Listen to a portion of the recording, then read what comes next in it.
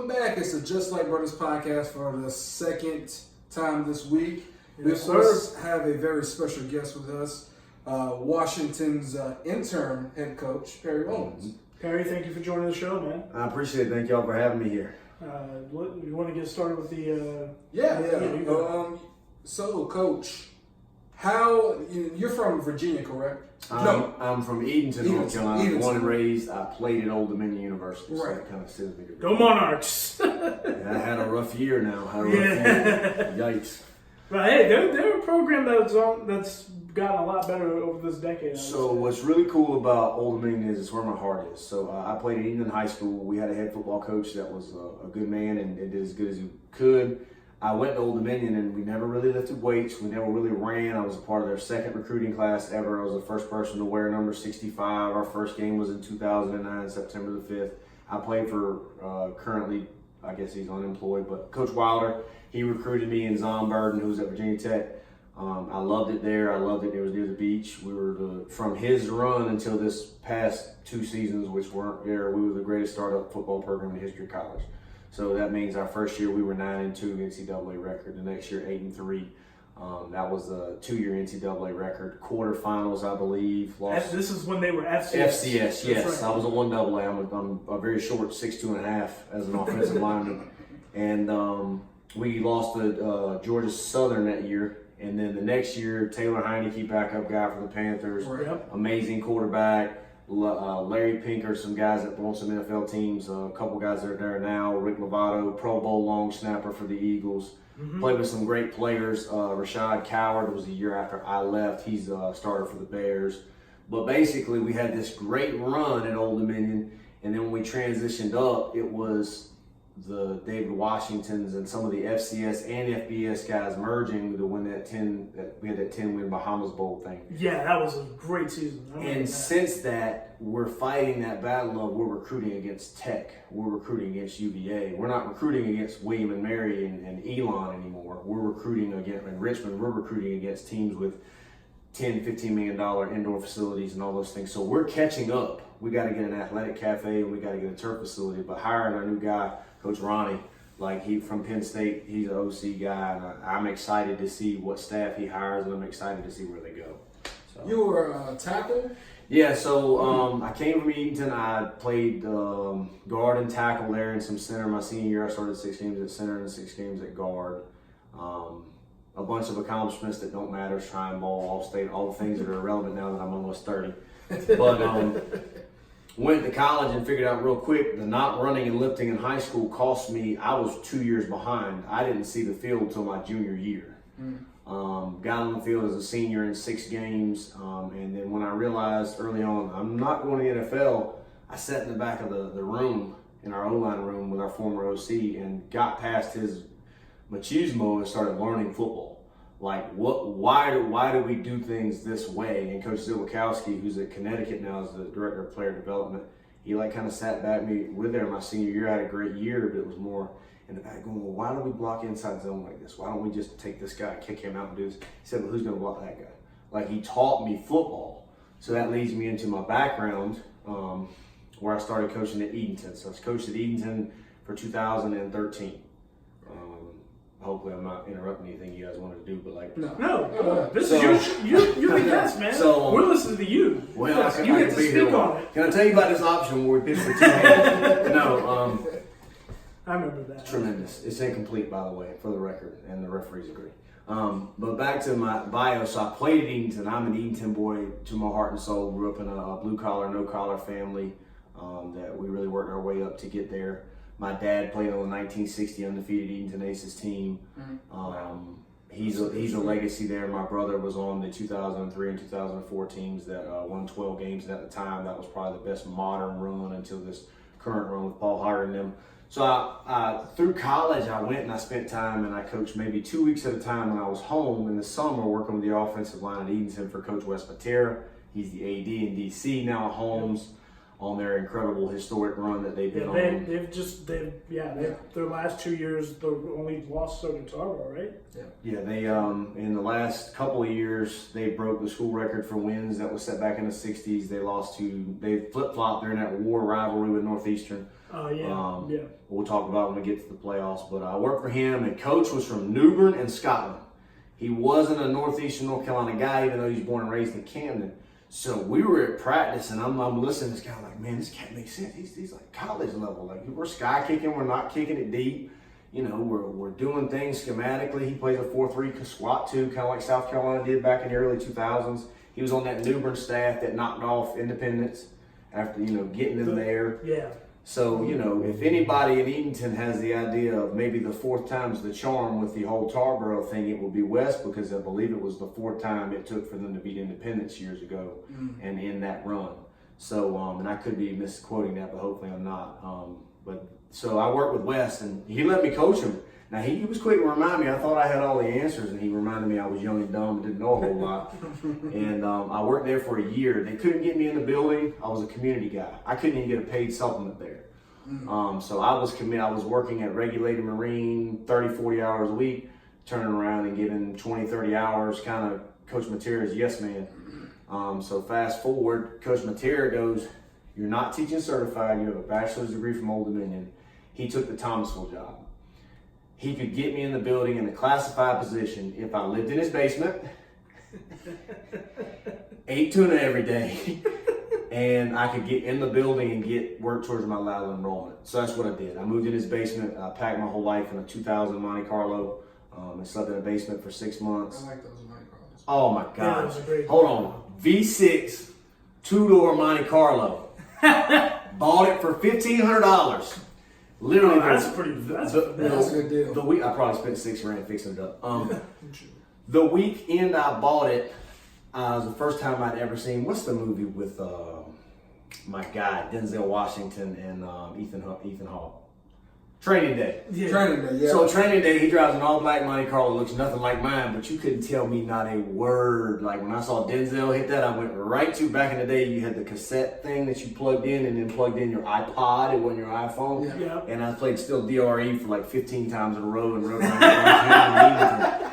Like tremendous. I thought I was Denzel, who's the best actor in Hollywood. But so all right, really good. I take that chance. I go in there. I learn about out west Piedmont ball. So let's go ahead and try to transition a little bit before we start talking about Washington. Out west is not Raleigh. Out west, unless everything like west of Raleigh. And no, heck no. We got Piedmont Triad. You got Winston-Salem, Forsyth County. You got the Thomasville, Davidson County, and then you got the Rowan County, just to name a few in this area. You can tie in Randolph County, you can tie in Montgomery County, we'll get there. So that's the Triad Piedmont area. The West. Guilford too. You can't, oh my gosh, 97 high schools in a 10-mile radius. Yes. Ridiculous. Great. But we'll talk about that. So now that's Piedmont. So they're classified in the West, about 3.5 to 4 hours depending on location. So now let's talk West. Charlotte, the Mallard Creeks League is ridiculous. Unbelievable. And then just off the IMAC, now we're in Bowling Springs. Nick Evans and the boys at Crest. Shelby, reigning, defending. I'm Paul Heyman talking about Shelby. Unbelievable. And my bad on that wrong pick. a special. I told you, Shelby. Yeah, I face planted. I'm sorry. So now shout out to Shelby. You got all that over there, and then you have and I'm skimming over some great programs in some great areas. But then you have that last little bit of area, the AC Reynolds area, and then you have this little pocket called the Smoky Mountain Conference. Yes. And the Smoky Mountain Conference, if you do your research, Smoky Mountain, everybody it's a prideful small town, football and, boot to boot, high grass. Here we come, and you think it's slow football until you get on the field with the Swain counties and them in the world. You're like, nope. They play fast. Swain County, that's and also Robinsonville, right? Don't quote me, maybe, yeah. Okay. But Swain, you talk about Swain, Murphy. The two teams are always in the Western Finals or staying come. Robbinsville in 1A. won the state championship this year versus Northampton. That's correct. So it's like you got like pockets. So what happens for a guy who moves to Thomasville? We go there, follow Coach Matera. His first year in Eatonton, he was 2-9. He rebuilt it. We lost to Todd Gurley and Taekwon Lewis 28-26. I coached with him the following 2 years. Anyway, we're back at Thomasville. Coach goes out there. Coach has an opportunity to do something that most don't. He got a chance to go back to a school and be the athletic director. I had a choice. I could go back to living with my parents as a former Division I football player, very prideful, and working a job that they weren't going to put me in the building, or I could pursue my full teaching license and lateral enrollment. So I take a job at West Montgomery working for Nick Edens, who's now the head coach at Crest. Coach, another great program. Coach was spent 2 years in, tremendous facility. So they have a turf room. A 1A school had a 30-yard indoor turf facility, a 12 full-size rack weight room, 12 platforms, coach's office. Like, the money in that Piedmont Triad area is different. Yeah. So I'm there 2 seasons. Enjoyed my time there. Had the opportunity. My parents are my dad's in his 70s, my mom's in her late 60s. Had the opportunity to come home. Wanted to come home. Wanted to go from. I was a linebackers coach and help with the coordinating. I wanted to take that next step. I interviewed around. It became a who could get me a job first race between Glenn and Coach Stevenson, who I love, and my boy. Shout out Coach Tommy. I can't remember your last name, but Tommy, you know who you are. My bad.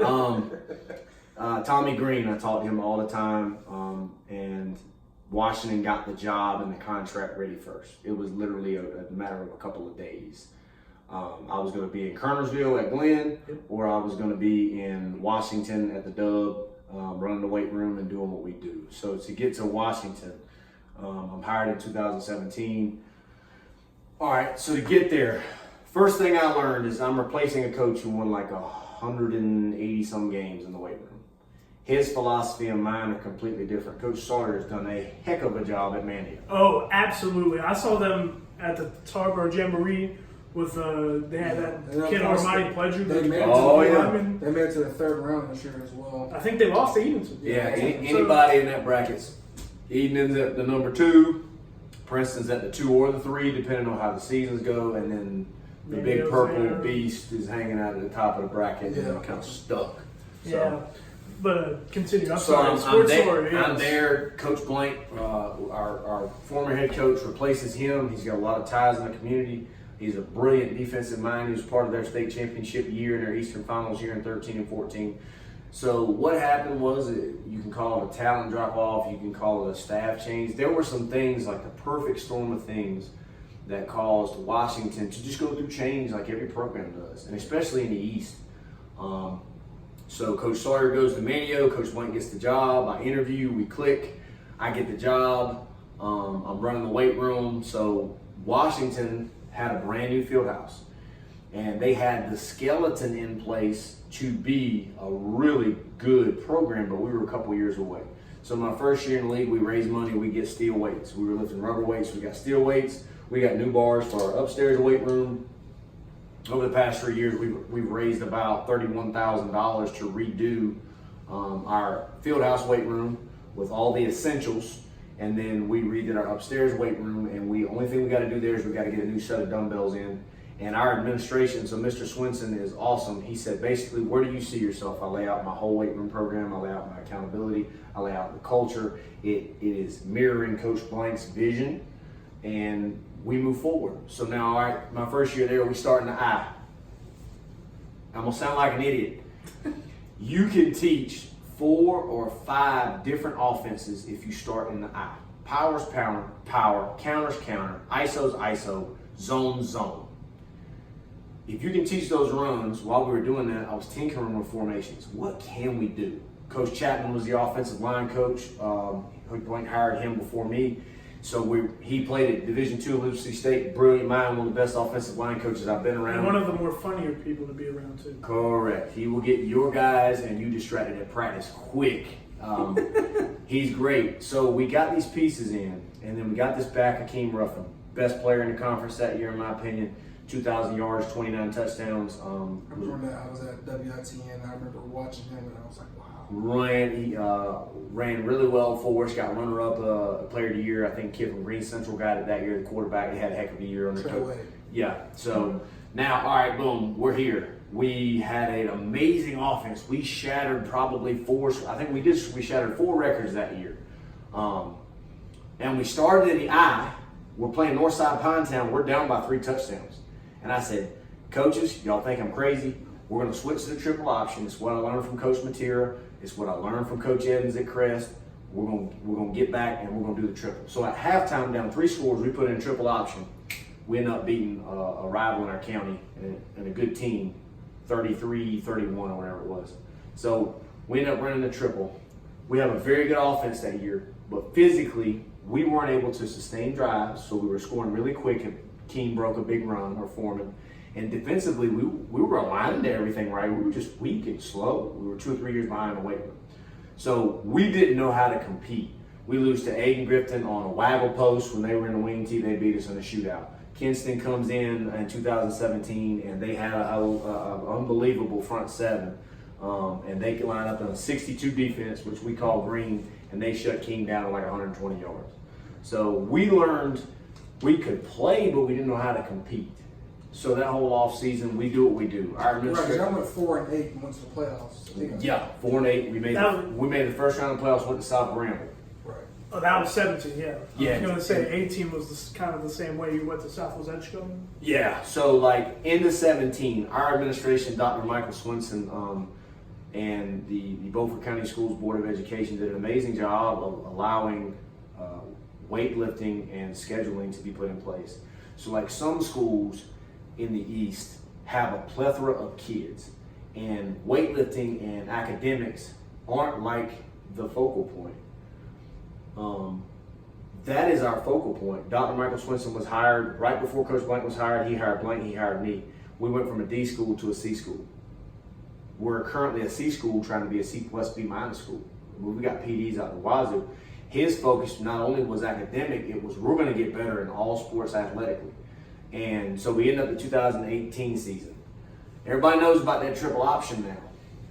So people played an even front defense. Typically we call it 4-3-4-4, and we had a lot of success. The odd front guys. So we scored, I think we averaged, so my first year there were the number 3 offense all time in school history. The kids deserve that credit, not me. Coaching's about the kids. That second year, we had Uriah Lawrence, East-West player, explosive with the screens. Yep. Antoine Golly threw for over 1,000 yards. We averaged 2 less points a game. Our league switches to a 53 defense, 52-53. Gives the option more trouble because we didn't have the answers as a staff to combat that. So it was hit or miss. So like we would have 51 game, and then we turn around and have 6 turnovers and get shut out by Green Central the next. Right. Yeah. Like we didn't have the answers in place. So like we learned to compete in 17. In 18, we caught back up in the weight room and went toe to toe with every team in our league outside of Green Central. Like Kinston, Coach Gieselman does an amazing like job. Right there in the final Like, Yeah, go ahead. story here. Yeah. here we go. Oh yeah, I talk too much. You're good. No, you're good. That's your show. When I first met you, the first time I met you, I was walking off after I just did, I believe it was, y'all just got shut out by Green Central. Or it was Sophomore, one or the other, I think it was Sophomore. Sophomore, yeah. Yeah. So I'm walking off of Sophomore, and you're like, you come up to me and you're like, Kinston's defensive line is dominant, aren't they? And I'm like, that's serious, buddy. Serious. And I was like, yeah, they are serious. And then we just talked football the entire time, and it would, so yeah, it was just funny how how football oriented you were. You just come up and just start talking about the defensive line. The thing, I think y'all had them the next week, and played our tails off for you guys were there. 3 3/4. And then Kieran Hooker did what he did all year long. The number one thing you got to understand about our league is there are no off weeks. You said it. It's a 1 touchdown league every week. And I believe might be less. I mean, field goal. it's getting there. The Lenores ain't far behind, folks. So like, all right, that year at 18, we learned how to compete, but we didn't learn how to finish. Yeah. Like we had kids that could get you to the doorstep and be up 10 on Kinston. A great they're great every year. Yeah. A great Kinston team. We just couldn't, as a program, finish. So okay, how do we get to finish? We ramped up the off season. We started we run pyramids. So like yesterday, Tuesday, our kids ran 5 200s and 5 110s, and it's 50 degrees or less outside. We do that because we don't have 6'3" at receiver. We do that because we don't have a plethora of big linemen or a plethora of skill kids. So we have this blue collar mentality I learned from Wes Matera and Nick Evans, which is we work. So it's kind of a throwback to Washington. Coach Sawyer was really successful, and his motto was "We work, we win," and they won some games. So like won a regional title for sure. And him and Coach Blank, when Oreos baby, they fit perfectly together. When them two wrong, they were special. So it's like, all right, I wouldn't want to abandon that. So we came up with the "We Work" mantra, and you come in our weight room in our facilities now, and how they've changed, and it pays respect to the Washington Lone Blue Line. And it pays respect to Coach Sawyer as well as Coach Blank and those staffs that came before us. So it's a really interesting thing. But to go back to, okay, we didn't know how to finish. Right. So our off-season message was, guys, we can compete with anybody. Anybody. We just got to have the confidence. So people forget this. We were that hit or miss going to the playoffs 4 and 7. Okay, we go to the playoffs for Southwest Edge. Special group. They've had 2 special runs. I mean, Keyshawn Porter, Cortez Jones, Jaquez Powell, who just signed with ECU today. There you go. Part of the 2020 recruiting class from the On a Pirates. side note, how did Old Dominion not come find him? All right, that's come on now. I was gonna say a lot of VA schools do a great job of coming here and getting prospects. So. I think we're going to do that now. I mean, some of Old Dominion's best defensive lineman ever out of Shane Examinees, Herbert County, a Hosky in the house. Hosky in the house. Antonio Vaughn, a Hosky in the house. So like, we got to get back to recruiting North Carolina. But back to what we're saying. You were at the 4 and 7 season against Southwest Edge. We go to Southwest Edge. I think that's where I met. I met you at the North and North final game. Where y'all had to win to have any shot at the playoffs, and y'all ended up. North and North, if I remember correctly, North and North gave you all y'all could handle. It was that game that scored it was a 1-score game until the very end. They're 3-back, 2 tight end, whatever you want to call it, and they run 4 plays. They got 2 passes, they got 4 runs. They're gonna get good at what they do. So they came out, quarterback was hurt, and had a bunch of broken formations and ran a really clever fake punt to get they did a good job coaching that game. Hats off to their staff. So, all right, we go to Southwest Edge. Everybody forgets this. We're 99-point underdogs, as we should be. We go there, and they're 4-4 cover 3 all year long. That is the Edgecombe County defense. 4-4 cover 3. Cover 1 if they feel threatened. They'll take the inside linebacker and move into trips a little bit to that cover 3 look, and that's what they play. That's not a knock. They're very, very good at it. Edgecombe County football is probably one of the best counties in the East. If Edgecombe went to regional championship. Tarboro went to the state championship. Was 44 games in a row. One win away from a three-peat and 45 straight wins. And then Southwest Edgecombe's had that run, so yeah. So we're there. They got us down. We drive down the field in 6 minutes, cut the game to at halftime 28-14. We come back, march the ball down the field on a 12-play drive, take a bunch of time off the clock. We cut it because coach says you got to slow down. We can't keep putting the defense out there to that 3-back. Yes, sir. Go down the field. We cut it to 1 score. This is mid-third quarter. They came out there and I don't know what they call it, but in our world, 49 toss. Cortez kid breaks loose for a big touchdown, and then the air went out of the balloon. We couldn't finish, and then they did what they do, and Edgecombe County football is. Yep. So this off season we worked hard. So instead of running 1s, 2s, and 3s and lifting them 3 or 4 days a week, we went 1s, 2s, and 3s, and then when it got cold, but when it got warm, we went football running, what we call play drives. Time 20, 30, 40, and 60-yard runs. Trying to get our guys to play as fast as possible, as physical as possible, and as smart as possible. So once we got that baseline for where they're in shape with the pyramids, we started changing that in. And what we were able to do is, this season, you look at what we did. Like I run the weight room, I do all those things. Coach Heck and Coach Chapman obviously are there to help Coach us. Alex does a great job as well. He was our DC. So what Coach Blank did was helps in track as well. Yeah, yes he does, discus, and he became our DC. Was groomed to be our DC. So he called 80% of our defense this year. So looking at where we're at, our schedule. One touchdown league, we won a couple games. We did a heck of a job. I felt like our kids played really well. Our kids played hard. We're a family, and it meant something every game. You guys saw the Kinston game. Some of you were on the sideline. It's emotional for us, man. We were that team that, oh, here comes Washington. Well, they can't quite get over the hump. Now we're over the hump, and it's like this feeling of elation. So you look at our schedule, and obviously Tarboro, in my opinion, the best team east of Raleigh. Period. Period. I don't think you would get too many. On social media, you know? Look, there's pockets everywhere, but all I know is Jack. I wouldn't mind a Tarboro versus Clinton or Tarboro versus Northeastern game. I would love that. So while we're here, how about Northeastern getting on the bus and playing anybody with a pulse? Yeah. And they got some injuries, but how about Coach Moore and his staff going, all right, how about? Yeah. Hats off to how about they won the game. Eatonton Holmes, who's out of conference with them now. So it's like they went and played everybody. They went back to the state championship even with the injuries. And lost to arguably the most traditional, consistent powerhouse in the state. Reedsville Rams. Unbelievable. Yeah. They call themselves the football state capital. That's what they call themselves. 21 or 22 times state champions. Yep. I feel like you can call yourself that if you win that many state titles. So I'm a wrestling fan. They're the Ric Flair of high school football. Yeah. Woo! I mean, just put it out there. Heck of a job by Coach Teague and his staff. Shout out to Breon Pass. So is Tarboro the Triple H? I don't know what, buddy. Look, this one of them games on our schedule. I just gotta go. All right, But the cool part about we're talking about Tarboro and these powerhouse teams this year. Tarboro's coaching staff went out of their way after our last two games with them.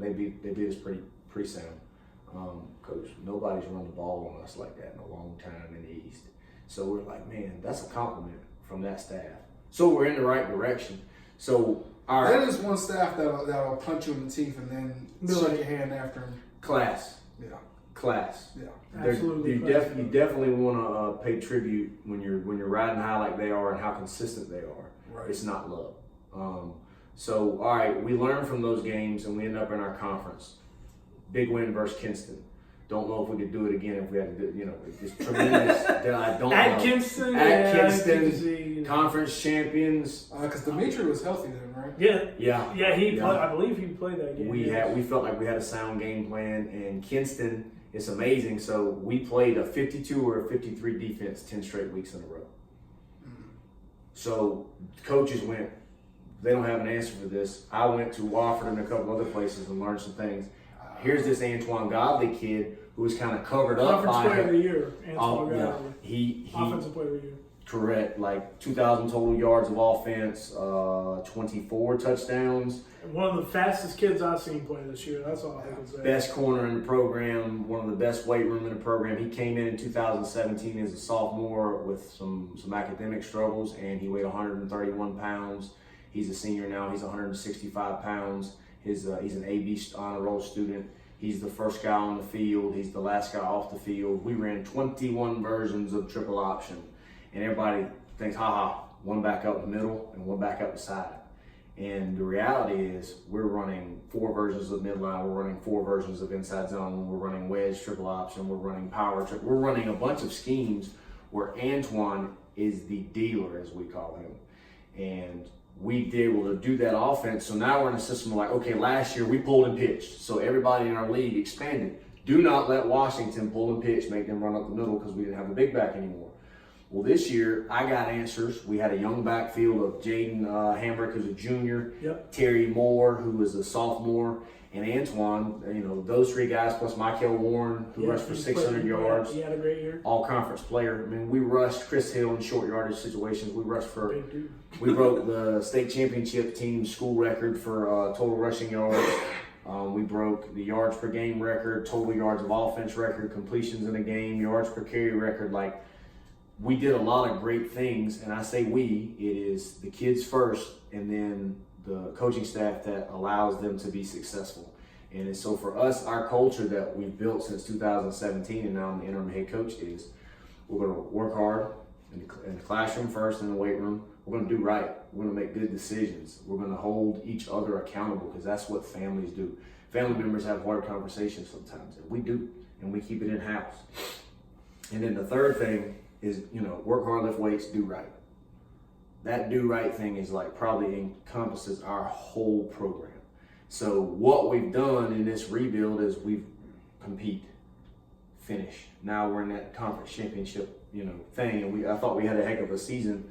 But to wrap it up, you look at our games that we lost this year.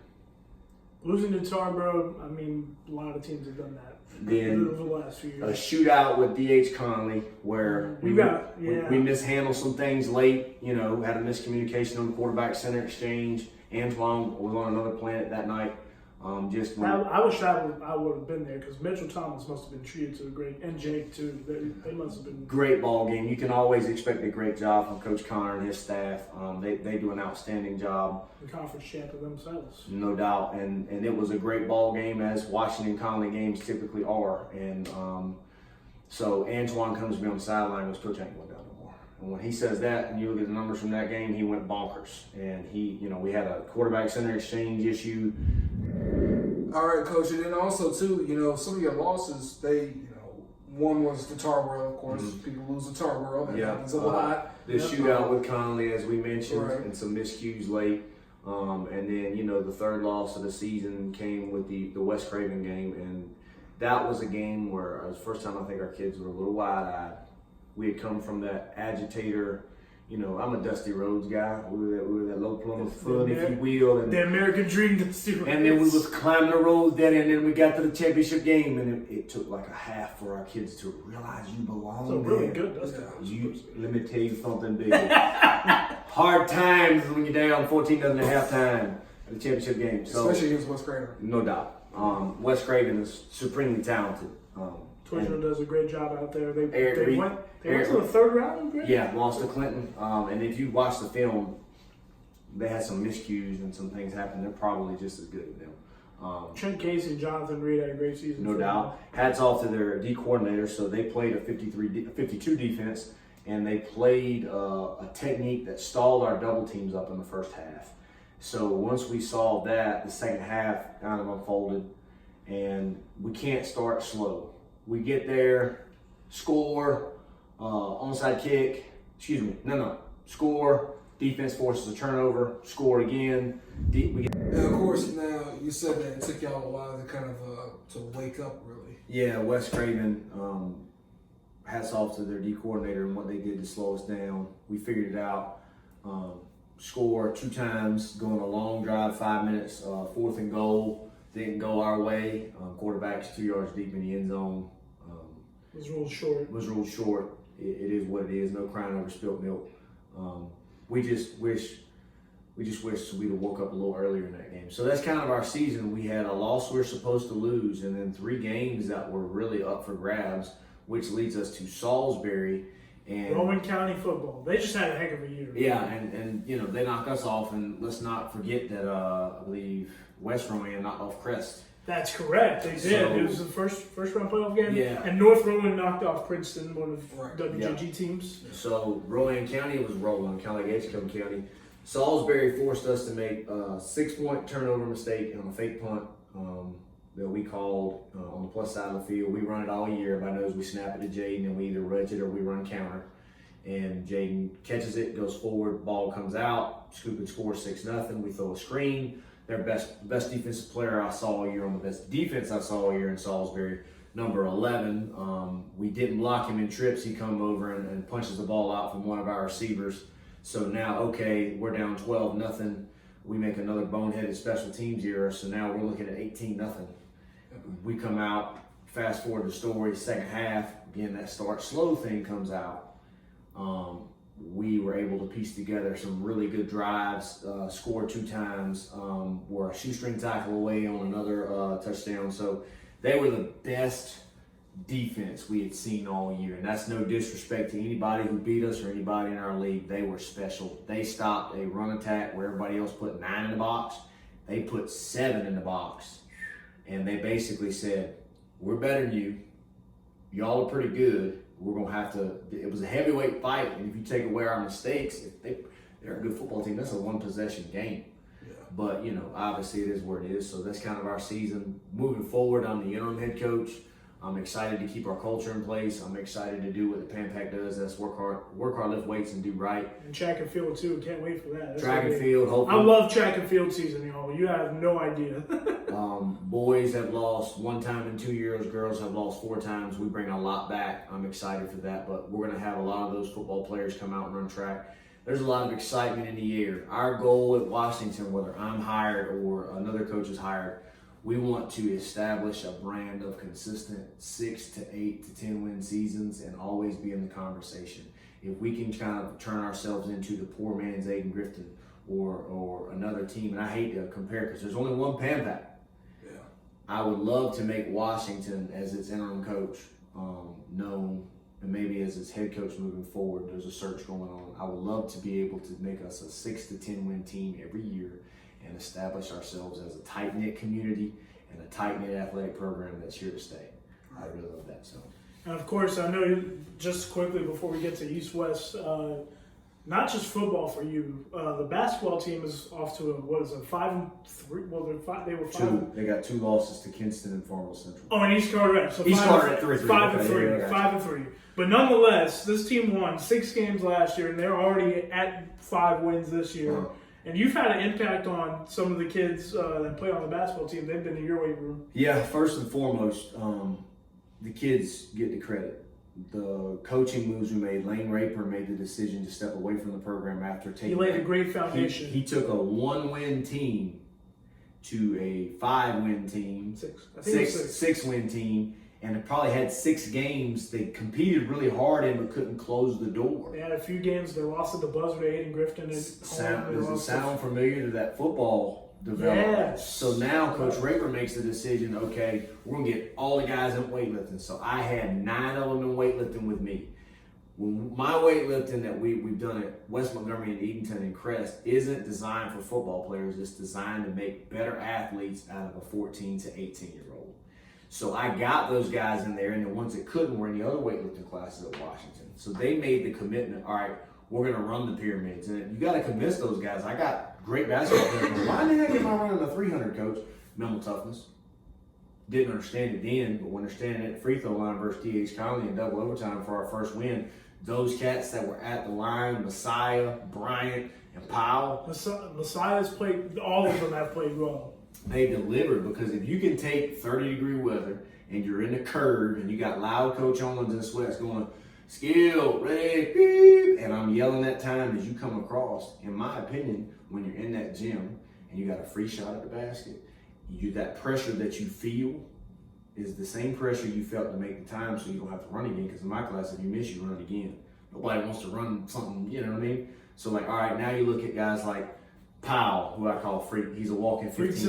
Freakzilla's a walking 15 rebounds. Bryant finishes at the rim really well. I was talking about Jamari, because unfortunately Jeremy towards ACL. And I was there for that, unfortunately. Messiah has done a great job off the bench. Terry's recovering from a broken collarbone, but Jaden Hammer's coming off the bench great, and obviously everybody knows about their stars. So now it's like, okay, we've gone from to last year we competed. Now we're at that 3rd-year crest, kind of like where football was, where it's like, all right. This is go time now. They could have one of their best seasons in decades. I don't see why every team at Washington outside of one right now is competing for a conference championship. I say that again. Every team at Washington is competing for a conference or a regional championship at this point. That is outstanding. It speaks to our administration. It speaks to Dr. Michael Swinson's vision to make those things happen, and to allow us coaches to coach and players to play. And like I put it on my hashtags, it's family over everything, FOE, and our blue collar, all we know is work mentality. It's leaked over. There's no team at Washington now that the expectation isn't to win, compete for a conference championship, compete for a regional championship. That's pretty awesome, and I'm proud to be a minor part of that.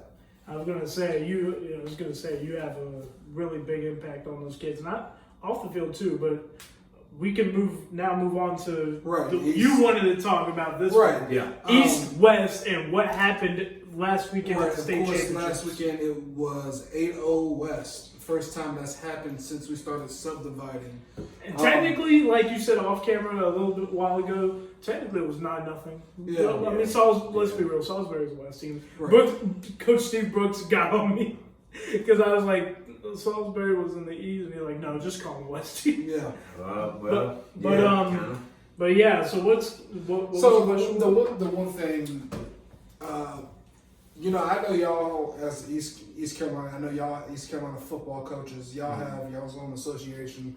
So what do you think what has been the conversation with those guys, and then what do you think is the conversation that needs to happen in order for us in the East to start seeing 2 to 5 even? Because going back in the records, we've never had a year where we won more than I think 3.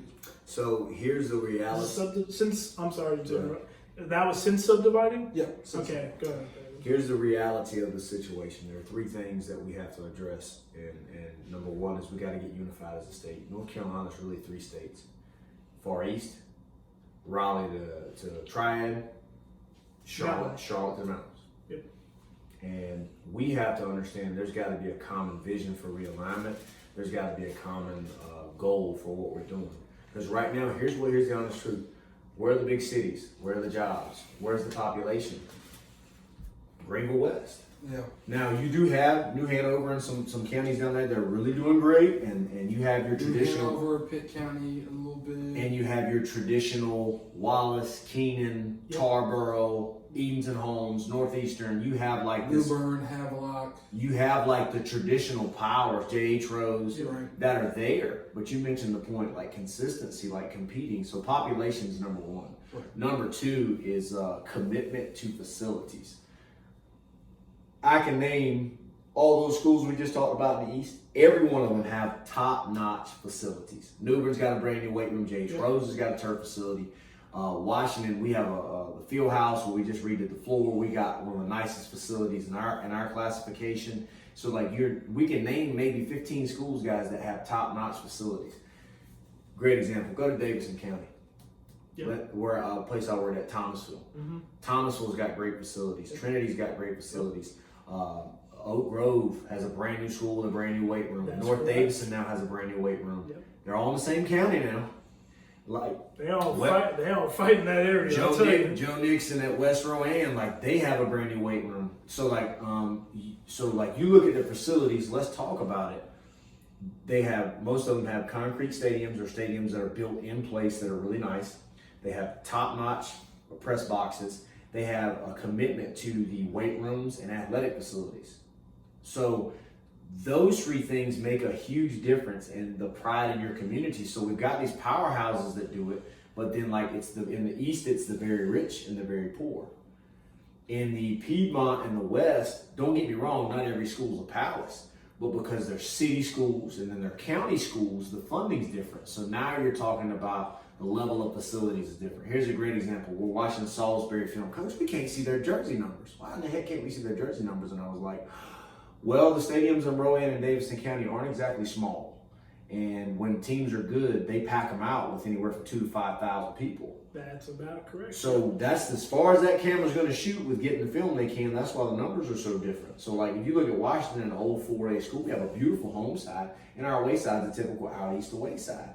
Some of the Salisbury fans are like, man, the stadiums are different out here. And we're like, yeah, I mean, the money's different. So, facilities and commitment to facilities. Salisbury, 3 years ago when they hired the coach that's there now, they redid the weight room. They spent about $20,000 or $30,000 in that weight room. So there's a commitment from that to be there. So population, finances, and here's the last one, brands. There is a brand. Like when I worked out at Weston Thomasville, if you were Newbern or J.H. Rose or Tarboro or one of the big time guys, Southwest Edge, one of the big time players, Wallace Rose Hill, they knew you and they tip your hat to you. But if you were, for example, an Edenton, they're great, or any other school along the way that maybe has 8 or 9 wins, the western side of the state kind of discredits those 8-9 win teams. Like, I don't care who you are. You put Kinston in the Smoky Mountain, you put Kinston in the CCC, you put Kinston in the Coastal Plain. I don't know where you put Kinston's going to play your butt because they got great coaches and they got great kids. Same thing with Aiden Grifton. But there's a bias there. So when you think of like getting kids to overcome adversity, if you're going to play Shelby, Salisbury knows Shelby. Like that, obviously the outcome was what it was, but they're aware of them and they feel like they can compete with them. Mm-hmm. To us, on the other side of the state, having worked on both, all right, Shelby, Crest, Mallard Creek, Vance, state champions who beat Mallard Creek. Like there's some brand, Glenn, there's some brand names. Butler. Independent. Like there's brand names. Just about all the Mecklenburg squads, just about. Winston-Salem, Forsyth County, East Forsyth, West Forsyth. Eastville won the state title, yeah. So North Forsyth had 3 state title run to start with that decade. So it's like, all right, and you got High Point Central that's not too far removed. You got Salisbury who's in a state championship who won one in the early 2000s. Paige Pirates. Grimsley had a great run the last couple of years. Grimsley beat Glenn. Yeah, that's right. Couldn't believe they beat Glenn. So me neither. Glenn's got some cats now. Yes, they do. So Coach Stevenson does a great job. So all right, you got population, you got money and facilities, and you got brands. So the mental battle that you got to get over is, okay, it's not the logo we're playing. It's still X's and O's. So if their kids are used to having more jobs, more money, more amount of kids. Like here's a greater example. All right, Oak Grove was made. Coach Holcomb's done a tremendous job with Oak Grove winning, and that's made North Davidson and Ledford fall down into AA, a traditional 4A school and a traditional 3A school. So now you have population. What do you mean? Everybody's got under 1,000 students. Correct, but here's your issue. That population that goes over in those places, there are more 2A and 2AA schools. Yeah. So now we're out east. Is Salisbury an out east school? No. They had to get in a bus and ride to Washington and a Hosky. Like, that's an out west program near Charlotte. There's no reason they should be going that far, but because there's not enough 2A and 2AA schools in the east, you have to put a playoff bracket together. And that's how the regions are set. Correct. They were ended up being an East squad. And there are teams that are traditionally in the triad. Like, I've seen them in basketball brackets. I mean, there's never been, in the 2AA, since we started subdividing, since 2010, there hasn't been a team to win east of Raleigh in the 2AA East. But again, so here's what changes. Let's go back to the money. There's a commitment in the Piedmont and the West to get coaches in the building. Yeah. So, and here's a big moment to it. Administrations understand, and ours is great at Washington. There are some great ones at Wallace, at Keenan, at Tarboro, at Southwest, got some great coaches at Edenton, at Northeastern. But it's the administrations getting coaches in the building. Like, here's a great example. West Montgomery, when I was there, we had a math teacher, we had a guidance counselor, we had 2 PE teachers at the middle school. I was one of them. We had a head coach running the weight room. We had 9 coaches in the building, and we all taught a different subject area so we could keep an eye and help influence our guys and gals to make the right decision. So now, all right, here's the root of it. In the East, the programs and schools that constantly commit to that compete at a very high level and are in the conversation, the Southern Nashes, the Tarboroughs. The problem is because there's no job, the supplements are lower, money, the population is less. Now, how are you getting those young coaches to come out and do it? Like, how did I survive in Thomasville? I got summer pay. My coaching stipend in Thomasville as an offensive line coach was more than my coaching stipend as an OC. So, like, there are things in place to make that parallel there. So if you got coaches in the building, you got community supporting and advertising and giving you money for your facilities, and then you have everything else in place to be successful, you're kind of the majority of the Eastern North Carolina schools are showing up with a pencil to take a test that requires a pen. I mean, and that's not a slight on anybody. That's not a knock on anybody. And I get it how you live. It's a legitimate problem because North Carolina is so large as far as width that there's so many levels to it. Like, here's a great example. In the East, we run the football. There's a few teams like Conley that air it out and they're successful. We run the football. In the Raleigh area, depends on your kids. Leesville Road had a great A year. lot of balance. At least Balance. There's more balance in the middle of the state. Kind of a theme going here. Piedmont Triad, the YBC, the North Rowan, Montgomery Central, all in now. Man, it varies. You get spread RPO like Salisbury, and you turn around and you could get a little bit of 3-back and balance, right? So then you turn around, you go to the IMET, college ball almost, man. I mean, what they're doing out there is ridiculous. It's like, unbelievable. Coach Little John at Mallard Creek running the weight room, like everything that those teams have in place are on a different level. So like, all right, and you think it ends, but the state's still divided again because then you start going west, and it's boot to boot, single wing, Mitchell County, Swain County, here we come football, and it's like we have more in common than we And really that's why want to we've had admit. most of our success in the 1A because that's where most of the 1A schools are. Single wing, double wing, downhill, boot to boot football. Right. Minus East Surrey, throwing it all over planet Oh Earth. my goodness. Throwing it all over planet Earth. 50. Is that something that you think will continue after they lose the quarterback? I don't know, man. They're consistently a winner. Dave Diamond was there forever. They've always won. Surrey County has always won. Right. Look, In every sport. I'll put it this way. Surrey, for years under Coach Dave, I formation. Here we come, buddy. But they're special. They're special, obviously, now. Mm-hmm. Mount Airy, Yep. one of the best environments I've ever coached in. Oh my goodness. It's a And great Mount it's a Airy, great place to visit. hey, that offense can go spread RPO. They had a big quarterback back in 16. Right. But then their home base, their driving force is still I formation football. Right. So like we have so much space, but so many things in common, except for those 3 main points. We have to get together as an association and decide how are we going to fix this? How are we going to be able to get everybody on the same page? Because if we don't, there's going to be disparity between the classifications. We're going to have years where we get 0-8, and we're going to have years where we're going to go 2-6. You know, just because that's the battle. Like, here's a great example. Richmond County can play. They're in the East, technically. Richmond County can play now. 10,000 people at Richmond Scotland games. They played Vance. Woo! Yeah. And there was a difference in that. Who did Vance play? They played Mallard Creek in the playoffs and beat them. And the they have second to time. lose to them in the regular Yes. season. But who did I they, said they're not a 10 seed. They played. Oh yeah, you talking about Richmond? no, played before? who did Vance play in the state championship? They played Leesville Road. Leesville Road. Yeah. Good ball game. Right. But Vance was prepared. Vance had played Mallard Creek. They played that IMET conference, and then they went to Richmond, to the toughest environment in the state of North Carolina. Richmond, when they're on and that place is packed, and they come out with a big W. That's huge. Yeah. They didn't just win. They won Mm. convincingly. And- And well, honestly, if they don't have the punt inside the 1 and the safety, they could have repeated the last year and this year. So I mean, Vance is just a great program out there in the Queen City. Again, with the- That's one of the fastest defenses I've ever seen. oh my goodness, Again, there are jobs in that area. You can live 20, 30 minutes away from Charlotte and be in a great school district for your Yep. children.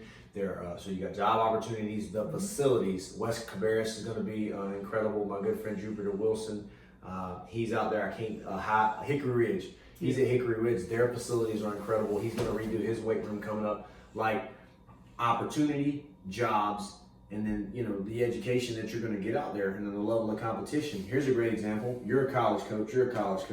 You coach for ECU and you coach for NC State. You are new. Your staffs are pretty new. You're new on staff. You're going to go watch ball or get film on ball from what areas? IMEC, Triad Piedmont, Raleigh. Then you got Greenville, Wilmington, and Duplin County.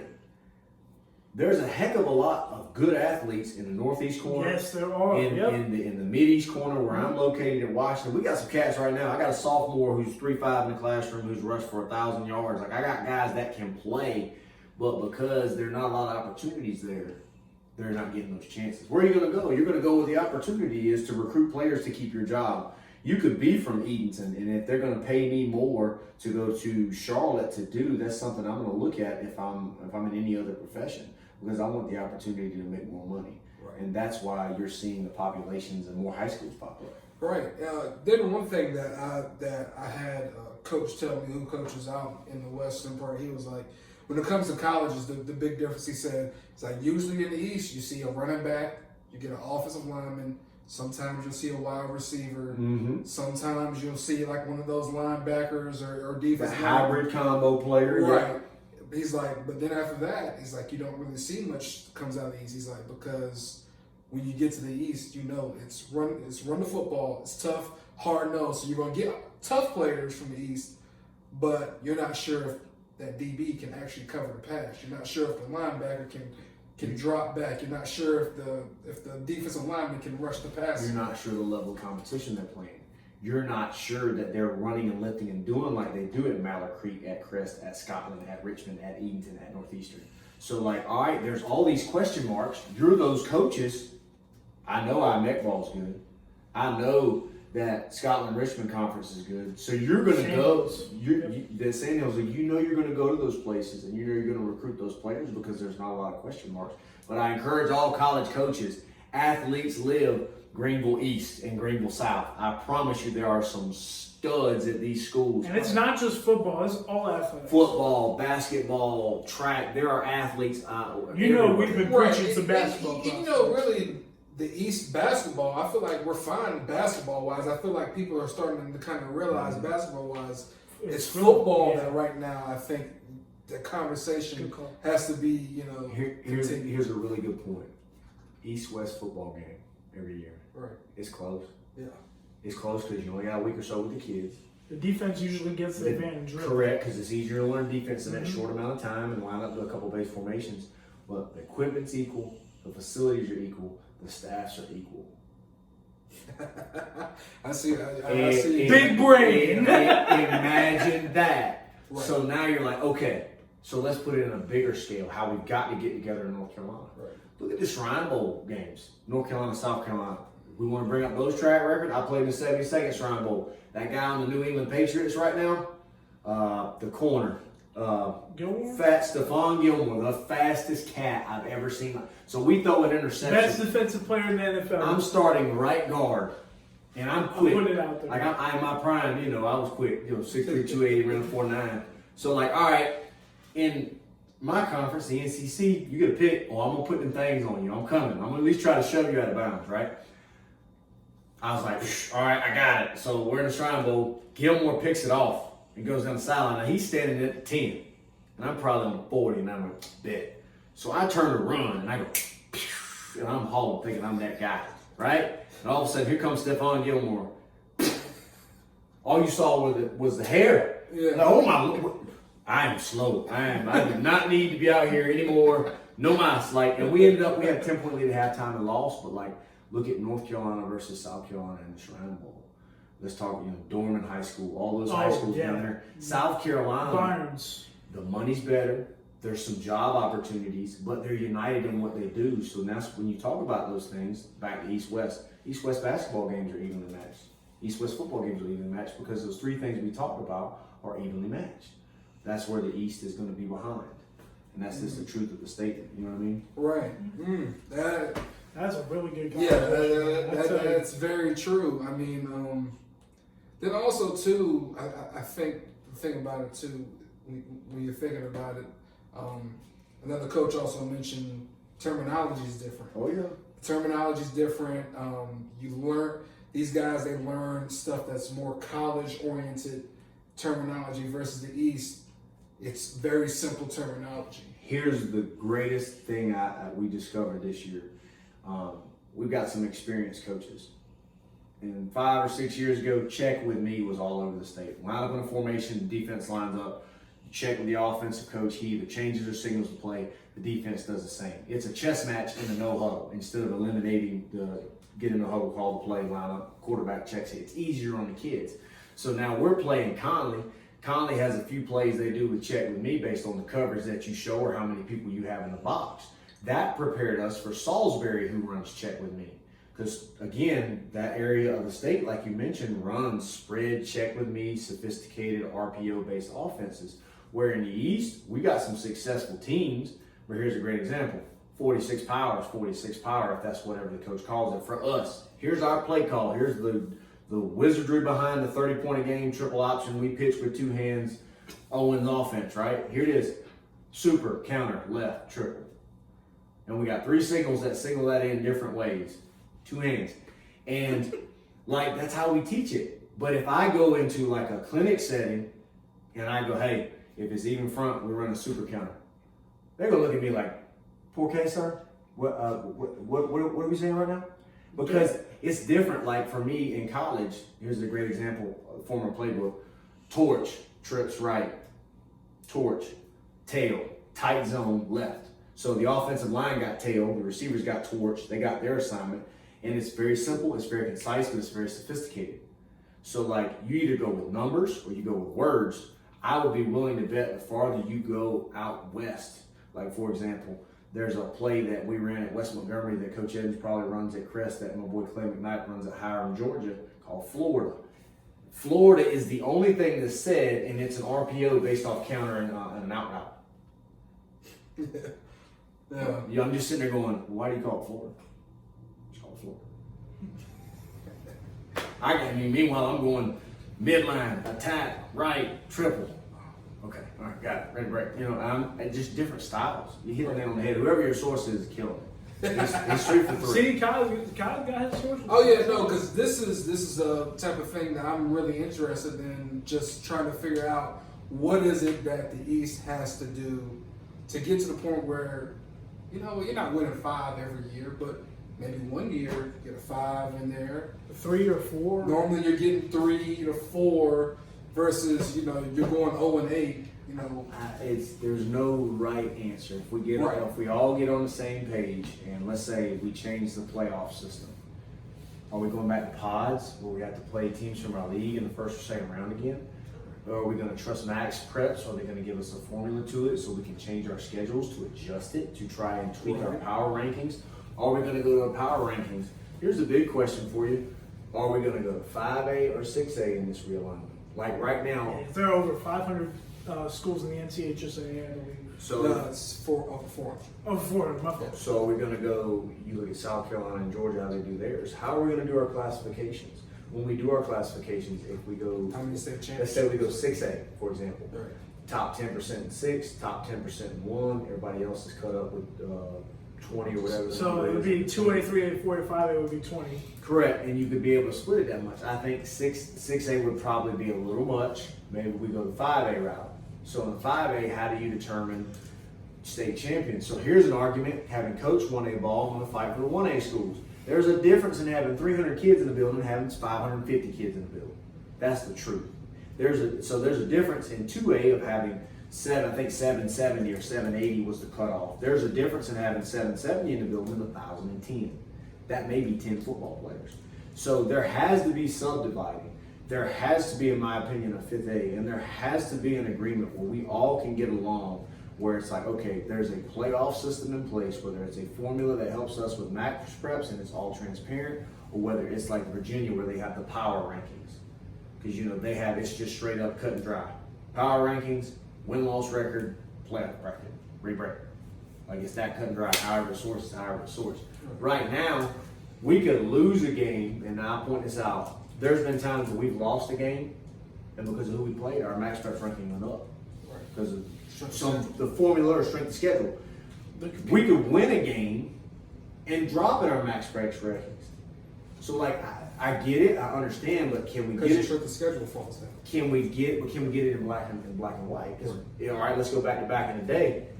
You could play nobody, win 8, 9, 10, 11 games, and be a 1 or 2 seed and may not deserve it. A great example would be there was a team in our area that played 6 teams and he started off 6-0, and the quality of their wins wasn't very good, if you guys remember. So like all of a sudden they go into a pretty stout league and they're in ball games now. They had a good football team. There's no doubt about it. Had a great football team, but their max preps ranking didn't reflect the fact that they were 6-0. That system seems broken. Or let me take that back because I don't want to get called on anybody's carpet. It's not transparent. Right. And we got to have transparency and unity if we ever want to try to catch up to the West, and if we ever want to catch up to Virginia, South Carolina, and Georgia. Those are states that have great high school football. And it's deeper than football. And sports in general. It's all there. And in North Carolina, we're labeled a basketball state, but my goodness, there's football, there's tennis, there's swimming. Baseball. Soccer. You look. I bet if you run the numbers and do the percentage of the North Carolina signees from Division I signees today, typically there's a large portion of athletes that come from North Carolina in multiple Division I and II sports. A very large portion. Yes. But there's a lot of question marks surrounding how everything goes. Yeah, it's an interesting subject that is going to get a lot of different opinions for sure. Still, but all I know is we pitch with two hands. And it's forward, and it's a completion. There you go. It's technically, we don't call it a completion, but it's incomplete if it hits the ground. It's the old jet sweep rule, so I'll talk about this. Y'all cut this out. The jet sweep, if pitched forward with two hands, like Clemson modernized and Oregon modernized, if it's dropped, it's incomplete because it was two hands going forward. That's right. The light bulb goes off in my evil genius mind. Okay, like, big brain. So big brain. So how do I get this to work? No, this can't be cut out now. You tell your running back to run to a certain place. I'm not going to say because I like to keep my thing where it is.